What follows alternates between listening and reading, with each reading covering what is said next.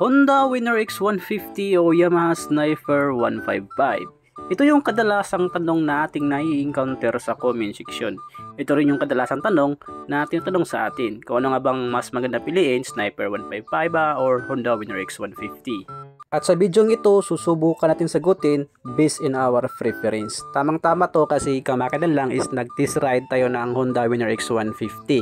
Abangan nyo pala yung ating ginawang video.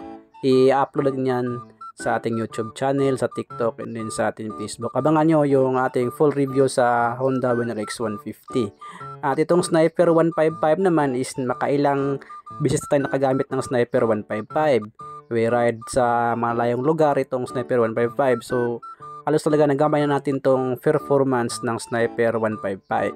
At ngayon, susubukan nating sagutin yung katanungan kung alin nga ba yung mas maganda, Sniper 155 o Honda Winner X150. Listen nyo, ito yung kadalasang pinagtatalunan ng lahat kung alin nga ba yung mas pugi, mas maganda, Sniper 155 or Honda Winner X150. Para naman sa akin, parehong maganda. Maganda yung structure ng dalawang motor na ito o structure ng design ng dalawang motor na ito. Pareha sila para sa akin. Pareha silang maganda tingnan, eye-catching. Kapag dadaan to sa harapan mo ay tiyak mapapalingon ka talaga. So in actual din, itong Honda Winner X150 mas bulky siya tingnan compare sa Yamaha Sniper 155. Mas bulky and din mas mahaba siya compare sa Sniper 155. In actual, magkaiba kasi yung sa video and din sa actual. Sa actual talaga mas bulky siya, mas mahaba tingnan. Pero sa mga gulong nito is disimlo naman to. And then sa handling naman, so mas nagustuhan ko yung handling ni Honda Winner X150. Lalo na yung suspension niya sa harap. Ang ganda ng suspension ng Honda Winner X150. Kung i-compare mo sa Sniper 155, ito talaga ako napabilib sa suspension ni Honda Winner X150. Sobrang ganda. Kahit idaan mo to sa mga lilibaong malubak-lubak na kalsada, talaga namang mapaamis ka sa performance ng kanyang suspension sa harap ng Honda Winner X150. And then, yung kanilang engine. So, sa engine naman, dito, medyo may pagkakaiba talaga sila.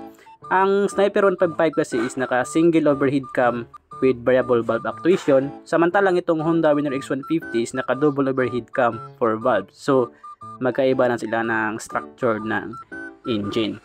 In terms of daily commuting, mas gusto ko yung performance na kayang ibigay ng Yamaha Sniper 155. Kasi yung mid to high RPM niya is stable. So, hindi up and down yung RPM nito. So, kahit naka low RPM ka, meron pa rin power. Kahit naka mid RPM ka, meron pa rin power. And then naka high RPM, may power din.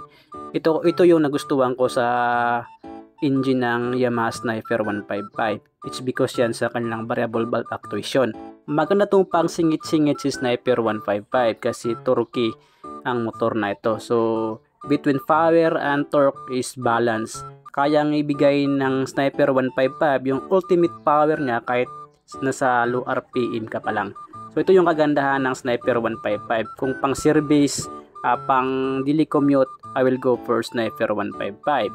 Magkaiba kasi sila ng performance ng makina ng Honda Winner X150. Although naka double overhead cam ang Honda Winner X150, pero parang parang bayot yung kanyang performance ng makina. So mahina siya compare sa Sniper 155. Iba talaga yung lakas ng engine ng Sniper 155. Although ito naka single overhead cam, pero yung variable valve actuation yung nagdala sa kanya para makapagbigay siya ng maximum power even in low RPM. Itong Honda Winner X150, yung nisride ko to, pero naman siyang power. Pero kung i-compare mo sa Sniper 155, ang layo talaga ng agwat. Itong Honda Winner X150, kailangan mo papipigain yung throttle niya para lumabas yung power na kailangan mo. So, samantalang sa Sniper 155, kunting piga mo lang, meron na talagang power na ibubuga. So, ito yung difference nila. Si Sniper 155, kunting piga, may power. Si Honda Winner X150, kailangan mo papigain yung throttle niya para lumabas yung power ng motor. Ang nagustuhan ko lang dito sa performance ng makina ng Honda Winner X150 is hindi maingay yung kanyang engine. Smooth manakbo itong Honda Winner X150. Kung patiningan sa panagtakbo, itong Honda Winner X150 yung panalo. Ang ganda ng tunog ng makina, ang tining, hindi maingay, wala kang maririnig na may kumakalabog sa loob. So talagang smooth yung engine ng Honda Winner X150 kung i-compare nyo sa Sniper 155. Ito yung nagustuhan ko dito. Kung patiningan ng tunog, mag Honda Winner X150 ka. Kung patiningan sa tunog ang gusto mo, kung smooth manakbo ang hanap mo, Honda Winner X150. Kung performance naman yung hanap mo, yung kunting piga ng throttle, may power agad, Yamaha Sniper 155. And then nagustuhan ko din dito sa Honda Winner X150 is yung mga safety feature na dagdag nito. Meron siyang ABS, meron siyang slipper clutch. Although si Sniper meron din slipper clutch and then meron din siyang bank sensor. So walang bank sensor kasi si Sniper 155. Ang meron na siya is slipper clutch and wala siyang ABS. Pero meron silang bagong nilabas na motor ni Sniper 155. Itong 2024 model ng Yamaha Sniper 155 na naka-ABS na. So, abangan na lang natin kung kailan dadalhin sa Pilipinas. Actually, nasa Vietnam, lumabas sa Vietnam to, sa Thailand, sa ibang mga Asian country, meron ng Yamaha Sniper 155 ABS. So, baka sunod na mga buwan, ay dadalhin ni Yamaha dito sa ating bansa. Itong Yamaha Sniper 155 ABS. At take note din, yung nabago rin sa bagong Sniper is yung kanyang suspension sa harap. So, mas maganda rin yung suspension daw, mas maganda yung travel ng fork. And result naman dyan, mas maganda yung bounce. So, abang natin yan yung Sniper 155 na ABS kapag dalhin sa ating bansa. Tingnan natin kung meron na ba siyang ibubuga sa front suspension ng Honda Winner X150. At kung ako ay yung tatanungin kung ano ba yung pipiliin ko, Honda Winner X150 or Yamaha Sniper 155, I will go for Honda Winner X150. It's because sa kanyang engine na smooth manakbo, matining, so walang kumakalabog, walang kuskusan na lata sa ilalim ng makina. Ito yung nagustuhan ko dito sa mga double overhead cam na mga engine.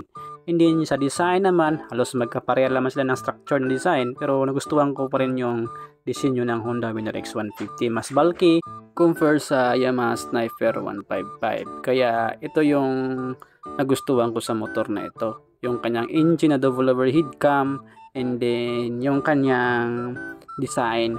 I'm not fan kasi sa speed.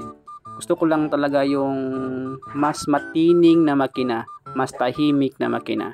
So yun yung hanap ko. At ito yung kayang ibigay ng Honda Winner X150. Kaya kung ako yung papipiliin nyo, Honda Winner X150 ako. And that's all for this vlog. Thank you for watching Motor sa Isla. Don't forget to like, share, comment, and subscribe. And click the bell button para maging updated ka sa mga future upload natin sa ating YouTube channel. And follow natin TikTok, and then natin Facebook page. And that's all. This is Motor sa Isla, nagpahimang no na magamping kanunay o gigugmaang Ginoo labaw sa tanan. Razib always peace. Bye-bye!